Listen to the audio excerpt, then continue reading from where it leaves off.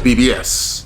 BBS. Blackberg Sugar, Bachelor's in Boxing Studies. Television! Fred Sanford of the Fistic Arts. When all is said and done, there's nothing left to say or do.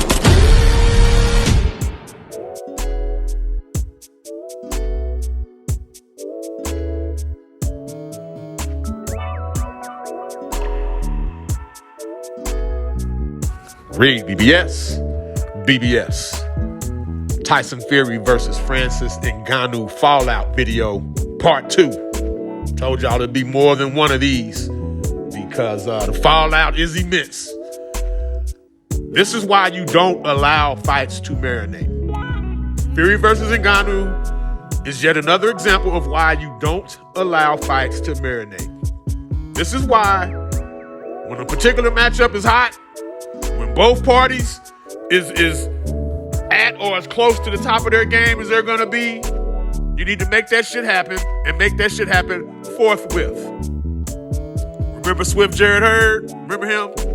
Him of the ill moniker because he was slow as a motherfucker. But Swift Jared Hurd, remember him? Former unified super welterweight champion. Yeah.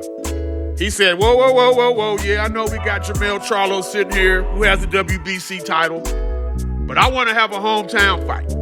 I want to fight at home in front of my crowd. Then I'll get to the business of making this unification with Charlo one of the biggest fights in the history of the super welterweight division. Let me go ahead, get this hometown fight first. Then if I'm not mistaken, Mr. Hurd got hurt. Comes back from injury. Ends up fighting, who did he fight? He fight Breadman's guy, Julian J. Rock Williams. Fought J. Rock and got the brakes beaten off of him in his hometown. So yeah, you got your hometown fight and you got the brakes beaten off of you, lost your belts. Swift Jared Hurd's never been the same. But even with that, as Jared Hurd got hurt and needed his hometown fight, Jermell Charlo lost to Tony Harrison. Now he got the belts back, but they had to go through that whole song and dance, and consequently, what should have been one of the bigger super welterweight fights ever never happened, and Jared Hurd never ended up getting that mega payday. That would have been like a pay-per-view fight, both of them getting over $1 million, you know what I'm saying? Jared Hurd never got to see that, and now Jared Hurd can't beat nobody, it seems. Fight never happened. Now, there's a positive side to letting fights marinate. It can work out in the end. Sugar Ray Leonard versus Thomas Hearns is a shining example. Leonard delayed that fight for well over a year. Once Hearns knocked out Cuevas for the WBA title, that was the fight to make. But Leonard, he made Hearns wait. Hell, Leonard even moved up to 54 and beat Ayub Kalule for a title. Eventually came back down.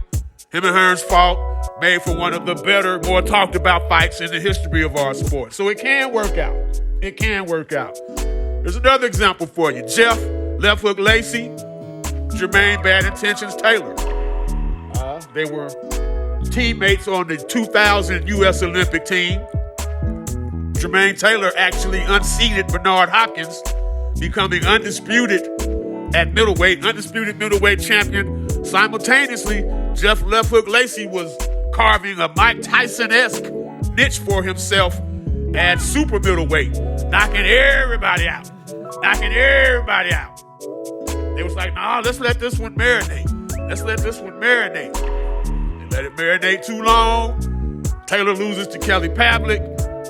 Left Hook Lacey gets embarrassed by Joe Calzaghe. Now, they ended up fighting each other. They ended up fighting at 68 eventually. And it was for like a WBC title eliminator when it should have been a mega pay-per-view event for both of them. So they ended up fighting. They let it marinate too long. They fought. It wasn't what it could have been and should have been. Which brings me to Tyson Fury, Alexander Usyk. The fights in mind. Tyson Fury, WBC champion, lineal heavyweight champion. Alexander Usyk, former cruiserweight, undisputed cruiserweight champion. He has 3 of the 4 belts. He has all the other belts. Fury got WBC, Usyk got all the others, all of them. Fury's bullshitting when they negotiate. He says, hey, I want a 70-30 split. Usyk agrees. But Usyk says, I want to control the split in the rematch. I'll take this fight with you at 70-30 as long as I get to call the split in the rematch. So Fury backed the fuck out. Now Fury, he knows, like I know, like we all know, them Saudi Arabian pockets is deep. Deep. So Fury said, well, let me go ahead and table Usyk real quick. Put him over there. He gonna be over there. We're gonna get this easy lick against this MMA guy, this weightlifter, this bloated weightlifter. Francis Ngannou, been on the shelf for a while, ain't even had a mixed martial arts fight in a minute. Fancies himself as a boxer, easy money. Fury dug his hand into them Saudi pockets like it's a cookie jar. High payday. Why not, right? Why not? I'll do that, then I'll revisit Usyk. Okay, that happens. We know what happened with the fight. Fury gets embarrassed. People are saying it's a black eye on boxing, which I'll get to in another video. I'll table that. But it's not a good look for Fury. Now, what's the case with Fury? Huh? What are we gonna do with him? In the meantime, Usyk, he says, well, let me go ahead and get this mandatory out the way by the name of Daniel Dubois. Daniel Dubois. In the course of that, sure, KO win for Usyk, but he also got exposed to the body. Usyk's got a glass body. And now as we speak, with all that said, with Usyk Dubois having been made, with Fury and Ngannou having played out, there's people that will tell you the Undisputed Heavyweight Championship of the world should be a fight between Francis Ngannou and Daniel Dubois. That is precisely why you do not let fights marinate, boys and girls. Because now, Fury and Usyk, it may not be December 23rd. Actually, Frank Warren's already come out and said it won't be December 23rd as originally scheduled and slated and signed for. But Usyk and Fury will be the next fight, probably before March, once again in Saudi Arabia. But guess what? No one will give a fuck about it. Now the heavyweight division, it's running through Francis Ngannou. Why? Because Fury let the Usyk fight marinate. REED-BBS, Blackbird Sugar, Bachelor's in Boxing Studies. Television, Fred Sanford of the Fistic Arts.